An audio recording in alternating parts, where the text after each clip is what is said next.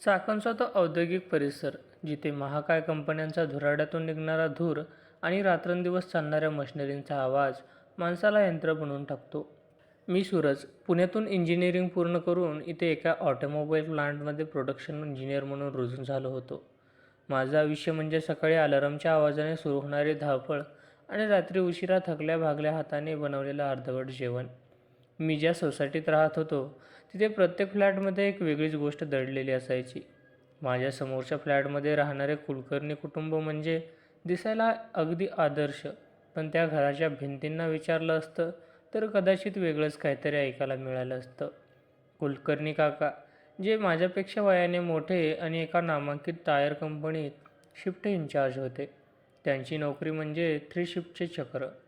कधी ते पहाटेच्या अंधारात कामावर जायचे, तर कधी रात्री अपरात्री घरी परतायचे. या चक्रात मनीषा काकू मात्र घराच्या चौकटीत बंदिस्त झाल्या होत्या. मनीषा काकू वय साधारण 40च्या उंबरठ्यावर, पण त्यांच्या सौंदर्यात एक अशी मोहिनी होती की ती शब्दात पकडणे कठीण होते. सुती साडीचा पदर नीट सावरलेला, कपाळावरची ठसठशीत कुंकवाची टिकली आणि डोळ्यात साचलेला एक खोलवरचा एकाकीपणा. जेव्हा त्या गॅलरीत उभ्या असायच्या तेव्हा त्यांचं लक्ष समोरच्या अथांग आकाशाकडे असायचं, जणू काही त्या तिथे आपलं हरवलेलं आयुष्य शोधत होत्या. आमची सुरुवात अगदी साधी होती. मी बॅचलर असल्यामुळे, मी एकटाच राहत असल्यामुळे मला अनेकदा घरच्या अन्नाची ओढ लागायची. सुरुवातीला फक्त नमस्कार करण्यापुरती असलेली ओळख हळूहळू आज काय भाजी केली आहे इथपर्यंत पोहोचली. सूरज, आज तुझा डबेवाला आला नव्हता का? एके दिवशी संध्याकाळी मी ऑफिसवरून परतत असताना त्यांनी दरवाजातून विचारलं. हो काकू, आज तो आजारी आहे बहुतेक. मग काय, आता बाहेरूनच काहीतरी मागवेन, मी थकलेल्या आवाजात म्हणालो. छे, बाहेरचं खाऊन तब्येत बिघडून घेतोस. थांबा, मी पिठलं भात केलाय आणि गरमागरम पोळ्या पण आहेत. 2 मिनिट थांब, डब्बा देते, त्या हक्काने म्हणाल्या. त्यांच्या त्या हक्काने बोलण्यात एक अशी ऊब होती जी मला माझ्या आईची आठवण करून द्यायची. पण त्या दिवसापासून आमच्यातील संवादाचा सूर बदलला. त्या जेव्हा मला डब्बा द्यायला यायच्या तेव्हा त्यांच्या हाताचा स्पर्श चुकून जरी माझ्या हाताला झाला तरी माझ्या मनात एक वेगळी शिरशिरी उमटायची. हे अनैतिक होतं की फक्त एक ओढ, हा विचार मला सतबात राहायचा. एके दिवशी ऑफिसला सुट्टी होती. बाहेर पावसाने जोर धरला होता. चाकणचं हवामान म्हणजे कधीही पाऊस सुरू व्हायचा. मी माझ्या लॅपटॉपवर काम करत होतो आणि अचानक धप्प करून लाईट गेली. पूर्ण परिसर अंधारात बुडाला. इन्व्हर्टर पण काम करत नव्हतं. मी मोबाईलची टॉर्च लावून बाहेर आलो. समोरच्या फ्लॅटचा दरवाजा अर्धवट उघडा होता. काकू, मी हळूच हाक मारली. आतल्या बाजूने मेणबत्तीचा थरथरणारा प्रकाश दिसत होता. सूरज, तू आहेस का? या आत. खूप भीती वाटते अशा अंधारात. त्यांचा आवाज थरथरत होता. मी आत गेलो. काकू सोफ्यावर बसल्या होत्या. काका आज नाईट शिफ्टला गेले होते. त्या घरात फक्त आम्ही दोघंच होतो. मेणबत्तीच्या त्या मंद प्रकाशात काकूंचे रूप अधिकच खुलून दिसत होते. त्यांच्या डोळ्यात आज एक वेगळीच आर्जवी होती. सूरज, कधीकधी वाटतं या अंधाराने आयुष्यच घेरलंय. तुझ्या काकांना माझ्यासाठी वेळच नसतो. त्यांना त्यांची शिफ्ट, त्यांचे ओव्हरटाईम यातूनच फुरसत मिळत नाही. मी या घरात फक्त एक वस्तू बनून राहिले आहे. त्या बोलता बोलता रडू लागल्या. मी त्यांच्याजवळ गेलो. त्यांना आधार देण्यासाठी माझा हात त्यांच्या खांद्यावर ठेवला, पण त्या स्पर्शाने जणू काही वीज कडाडली. त्यांनी माझा हात घट्ट पकडला. तो स्पर्श एक मैत्रीचा नव्हता, तर तो अनेक वर्षाच्या तुटलेपणाचा होता, जो आज बांध फोडत होता. सूरज, तू आलास आणि या घरात पुन्हा जिवंतपणा आलाय. तुझ्याशी बोलताना मला स्वतःचं अस्तित्व जाणवतं. त्या माझ्या अगदी जवळ येत म्हणाल्या. त्यांच्या अंगातून येणारा तो परिजातकाचा सुगंध आणि बाहेर पडणाऱ्या पावसाचा आवाज, सगळं कसं गुंतागुंतीचं होत चाललं होतं. समाज याला अनैतिक म्हणेल, पण त्या क्षणी त्या 2 एकाकी जीवांना फक्त एकमेकांचा आधार दिसत होता. आम्ही दोघंही एका अशा उंबरठ्यावर उभे होतो जिथून मागे फिरणं आता कदाचित शक्य नव्हतं. बाहेर पावसाचा जोर वाढतच होता. चाकणच्या त्या फ्लॅटमध्ये हॉलमध्ये एका मेणबत्तीचा थरथरणारा प्रकाश होता. त्या प्रकाशात मनीषा काकूंच्या चेहऱ्यावरचे भाव बदलताना दिसत होते. माझा हात अजूनही खांद्यावरच होता. तो स्पर्श हळूहळू उबदार होत चालला होता. समाजाच्या नजरेत हे चुकीचं होतं, पण त्या एकांत क्षणी तिथे केवळ 2 माणसं होती. एक जो घरापासून दूर प्रेमासाठी आसुसलेला होता आणि दुसरी ती स्वतःच्याच घरात राहूनही प्रेमासाठी पारखी झाली होती. काकू, तुम्ही स्वतःला इतकं एकटं का समजता? माझा आवाज त्या शांततेत थोडा गंभीर वाटत होता. त्यांनी मान वर केली. मेणबत्तीचा प्रकाश त्यांच्या डोळ्यात चमकत होता. सूरज, तुला काय वाटतं? लग्न झालं, घर झालं म्हणजे आयुष्य संपतं का? तुझ्या काकांचा स्वभाव वाईट नाही आहे, पण त्यांच्या आयुष्यात फक्त शिफ्ट आणि टार्गेट उरलेत. मी सकाळी उठून त्यांच्यासाठी डबा बनवते, कपडे इस्त्री करते, पण दिवसभरात ते एकदाही माझ्या डोळ्यात बघून मला विचारत नाहीत की मनीषा तू कशी आहेस. बोलता बोलता त्यांचा हुंदका फुटला. त्यांनी सहजपणे आपलं डोकं माझ्या खांद्यावर टेकवलं. माझ्या शरीरातून एक लहरी धावून गेली. एका परिपक्व स्त्रीचा तो विश्वास आणि ती आर्तता मला अस्वस्थ करत होती. मी त्यांचा हात हातात घेतला. त्यांचे हात मऊ होते, पण कामामुळे थोडे खरखरीत झाले होते. काकू, रडू नका, मला वाईट वाटतंय, मी म्हणालो. त्यांनी हळूच माझ्याकडे पाहिलं. आमच्यातील अंतर आता खूपच कमी झालं होतं. सूरज, तू या सोसायटीत आलास आणि माझ्या आयुष्यातील ती साचलेली शांतता भंग पावली.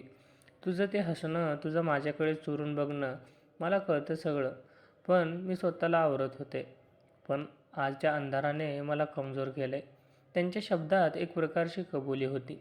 ही कबुली अनैतिकतेकडे झुकणारी असली तरी त्यात एक सत्य होतं. मी त्यांच्या चेहऱ्याजवळ माझा चेहरा नेला. बाहेर विजांचा कडकडाट झाला आणि त्याचवेळी काकूंनी माझे दोन्ही हात घट्ट पकडले. सूरज, हे चुकीचं आहे ना रे? त्यांनी विचारलं, पण त्यांच्या डोळ्यात हो म्हणण्याची इच्छा नव्हती. चुकीचं काय आणि बरोबर काय हे ठरवणारे आपण कोण काकू? जेव्हा मन एखाद्या ओढीने व्याकुळ होतं तेव्हा नियम दुय्यम ठरतात, मी थोड्या धाडसाने म्हणालो. ते रात्री लाईट पुन्हा आलीच नाही. आम्ही तासनतास बोलत राहिलो. त्यांनी त्यांच्या कॉलेजमधील गोष्टी सांगितल्या. त्यांच्या अपूर्ण राहिलेल्या कवितांच्या डायरीबद्दल सांगितलं. मला जाणवलं की एका इंजिनियरच्या बायकोच्या मागे एक हळवी कवयित्री ती दडलेली आहे, जिची स्वप्न चाकणच्या या धुरकट हवेत कुठेतरी हरवली आहेत. हळूहळू गप्पांचा ओघ बदलला. आमचे संवाद आता अधिक वैयक्तिक होऊ लागले होते. तू लग्नाचा काय विचार केलायस? त्यांनी विचारलं. कळत नाही आहे काकू. आयुष्यात कुणीतरी हवं आहे जी मला समजून घेईल, तुमच्यासारखी, मी त्यांच्या डोळ्यात बघत म्हणालो. त्यांनी लाजून नजर खाली वळवली. माझ्यासारखी? वेडा आहेस तू, मी तुझ्यापेक्षा मोठी आहे, संस्कारी आहे. वय फक्त आकडा सांगतो काकू, पण मन कधीच वयाचं बंधन पाळत नाही, मी त्यांचा हात जवळ घेत म्हटलं. त्या क्षणी वातावरणात एक वेगळाच रोमांस दरवळत होता. त्यांच्या अंगाचा तो सुगंध मला मोहून टाकत होता. त्यांनी हळूच माझ्या हातावर आपली बोटं फिरवली. तो स्पर्श खूप काही सांगून जात होता. समाजाच्या चौकटी मोडून आम्ही एका अशा जगात प्रवेश करत होतो जिथे फक्त आमचे भाव आणि आमची ओढ होती. अचानक दुरून कुठून तरी कुंदरे घुंगण्याचा आवाज आला आणि काकू भानावर आल्या. सूरज, आता तू जा, काका कधीही परत येईल, त्यांची शिफ्ट संपण्याची वेळ झाली आहे. मी उठलो, पण मला जाण्याची इच्छा नव्हती. मी दारापर्यंत गेलो आणि वळून पाहिलं. काकून अजूनही तिथेच उभ्या होत्या, मेणबत्ती हातात घेऊन. उद्या भेटू, मी विचारलं. त्यांनी फक्त मान डोलावली आणि एक सुंदर पण गुंतागुंतीचं स्मितहास्य केलं. मी माझ्या फ्लॅटमध्ये आलो, पण माझं मन मात्र तिथेच राहिलं होतं. ती रात्र माझ्यासाठी केवळ एक पावसाळी रात्र नव्हती, तर ती एका नव्या प्रवासाची सुरुवात होती. एक असा प्रवास जो रोमांचक होता, पण तितकाच धोकादायकही. पुढच्या काही दिवसात आमचं हे नातं अधिकच घट्ट होत गेलं. दुपारी जेव्हा काका कामावर असायचे तेव्हा आमचे मॅसेजेस सुरू असायचे. कधी जेवलास का, तर कधी आज तुझी खूप आठवण येते.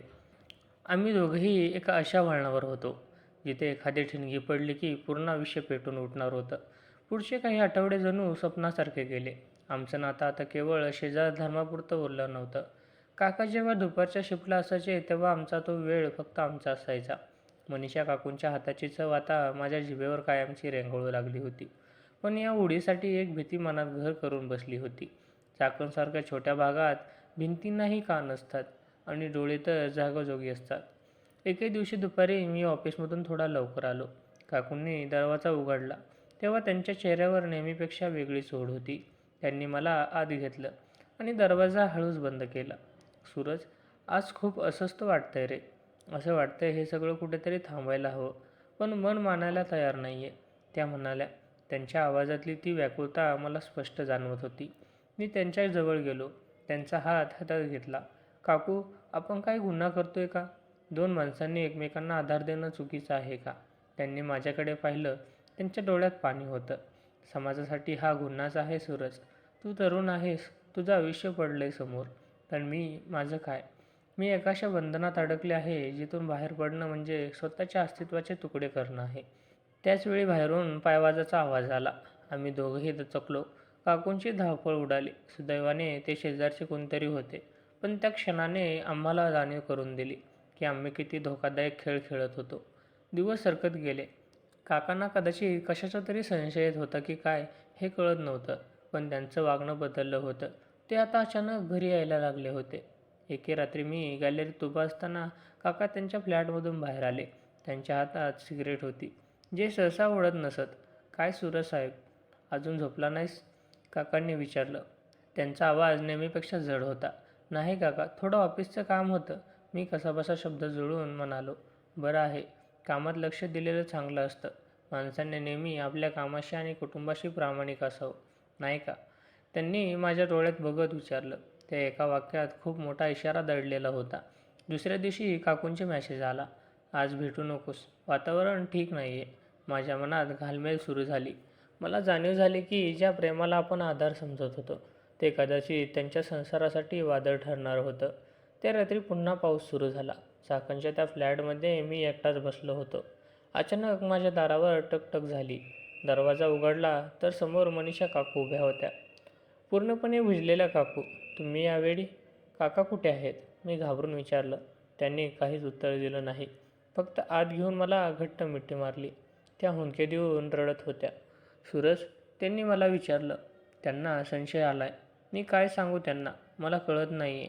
मला फक्त इथून लांब जायचं आहे, त्या रडत म्हणाल्या. मी त्यांना सावरलं. "काकू, शांत व्हा. लांब जाऊन प्रश्न सुटणार नाहीत. आपण जे काही केलं ते भावनिक ओढ होती, पण त्यात आता वास्तव समोर उभं आहे." त्या रात्री आम्ही खूप वेळ बोललो. तो संवाद अत्यंत रोमॅन्टिक पण तितकाच वेदनादायक होता. आम्ही ठरवलं की हे नातं इथेच थांबवणं दोघांच्या हिताचं आहे. काकूंच्या संसाराची राखरांगोळी करून मला माझं प्रेम मिळवायचं नव्हतं. नैतिकतेच्या उंबरठ्यावर उभे राहूनही शेवटचा निर्णय हा नैतिक असणं गरजेचं होतं. "सूरज, तू माझ्या आयुष्यात आलेलं एक सुंदर आठवण राहशील. पण आता मला या माझ्या कर्तव्यावर परत जावं लागेल. कदाचित काका बदलतील, कदाचित नाही. पण मी माझी ओळख हरवू देणार नाही." त्या शांतपणे म्हणाल्या. त्यांनी माझ्या कपाळावर एक प्रेमाचा आणि निरोपाचा स्पर्श केला. तो स्पर्श त्या पावसाळ्यातील पहिल्या थेंबासारखा होता, थंड पण सुखद. त्या रात्री त्या त्यांच्या फ्लॅटमध्ये परत गेल्या. दुसऱ्या दिवशी सकाळी मी पाहिलं, कुलकर्णी काका आणि काकू त्यांचे सामान गाडीत भरत होते. काकांनी कंपनीतून ट्रान्सफर घेतली होती. जाताना काकूंनी एकदा वळून पाहिलं. त्यांच्या डोळ्यात आता भीती नव्हती, तर एक कृतज्ञता आता होती. त्यांनी मला न बोलताच बरंच काही सांगितलं होतं. मी माझ्या गॅलरीत उभा राहून त्यांची गाडी जाताना पाहत होतो. चाकांचा तो रस्ता जो दररोज हजारो कामगारांना वाहून नेतो, आज माझ्या आयुष्यातील एक सुंदर पान घेऊन चालला होता.